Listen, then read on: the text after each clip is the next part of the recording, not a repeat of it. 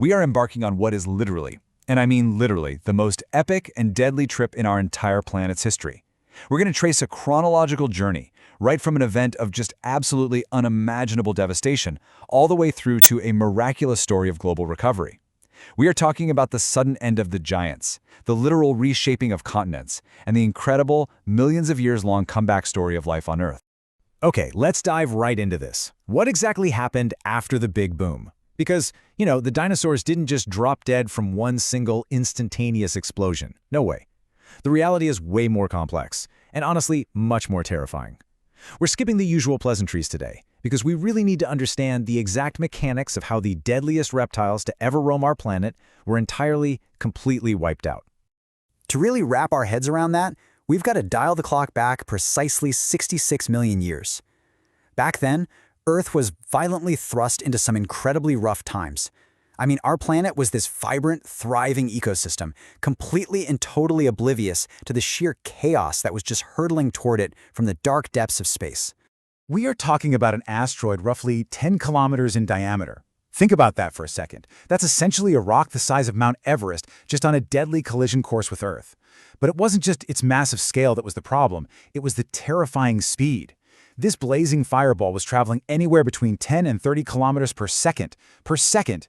As it hurtled down, it was moving so incredibly fast that the air right in front of it was literally compressing. And that compression heated the air up to unimaginably hot temperatures.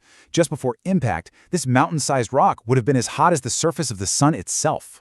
Once it hit our atmosphere, it only took seconds to reach the surface, specifically landing right off the coast of modern-day Mexico, and completely alter the course of life forever. The immediate aftermath? Well, it was just rapid-fire chaos, happening in three deeply terrifying phases. First, the impact blast wave. The asteroid slammed into the crust, sending out a shocking blast wave that instantly killed everything in its immediate path. But guys, it was only getting worse. Step 2. All that debris ejected into the atmosphere meant that mere minutes later, scorching hot pieces of glass and rock began raining back down on the planet. And that leads directly to Step 3, global wildfires. The land was quite literally burning. The infernos caused by this devastating impact spread across the continent like a wildfire. Well, because it was one, consuming life at an astonishing rate. And just when you think this apocalyptic scenario couldn't possibly get any more intense, all of that kinetic energy from the impact had to go somewhere, right? So, cue the mega tsunami. We're talking about a wave 30,000 times more powerful than any tsunami we see today. A staggering wall of water, over 10 meters high, just racing outward from ground zero.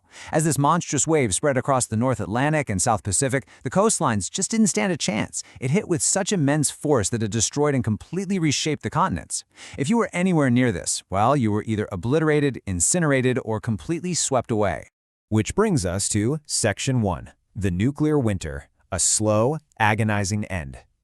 But what about the animals that were further away from ground zero? The ones that somehow managed to survive the initial blast, the fires, and that massive wall of water? Well, their fate was, unfortunately, already sealed. Now, what's really interesting about all this is the cascading failure of the global ecosystem. As the dust slowly began to settle, Earth entered a literal nuclear winter.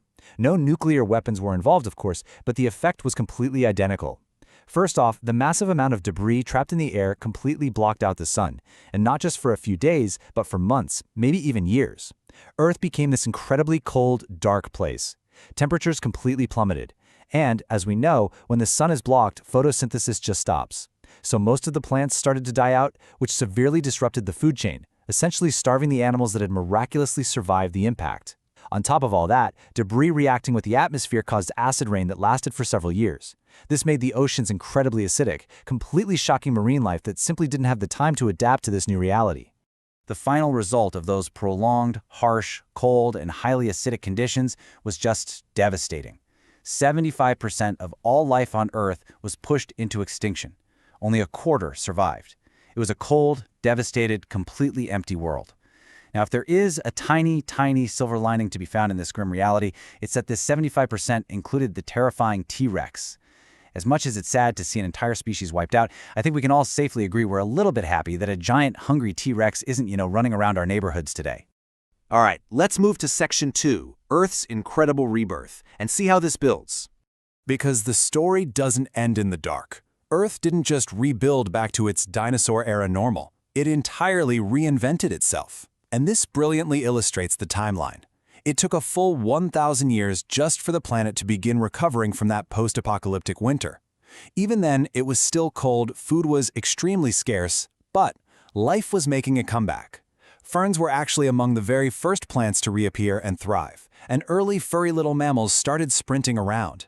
Fast forward 100,000 years, and the continents were being repopulated by creatures about the size of raccoons, while the oceans finally started teeming with life again. But to truly restore global biodiversity, that took 10 million years. By that point, Earth was entirely different. Mammals, along with birds and flowering plants, were absolutely rocking the planet. It was officially the age of mammals. But hey, just because the dinosaurs were gone doesn't mean the world was entirely safe. It was still a terrifying new world. You had massive, towering beasts like the Paraceratherium just roaming the land. And if you thought the oceans were safe without those giant marine reptiles of the dinosaur era, think again. The waters were now hiding megalodons, gigantic, bloodthirsty sharks raining terror in the deep. It really is for the best that we aren't sharing the ocean with a Meg today, for sure. And that leads us to Section 3. Saving today's planet. This brings us away from the ancient past and squarely into the present. Today, we aren't dodging mountain-sized asteroids or hiding from megalodons, thank goodness. But our planet's natural environments and oceans are facing increasingly severe environmental crises of our own making. But listen, it is not game over for our home just yet. Look at organizations like the YouTube channel Planet Wild. These folks are essentially real-life Avengers, but instead of fighting otherworldly cosmic threats, they're staying right here on Earth, getting their hands dirty and protecting our planet.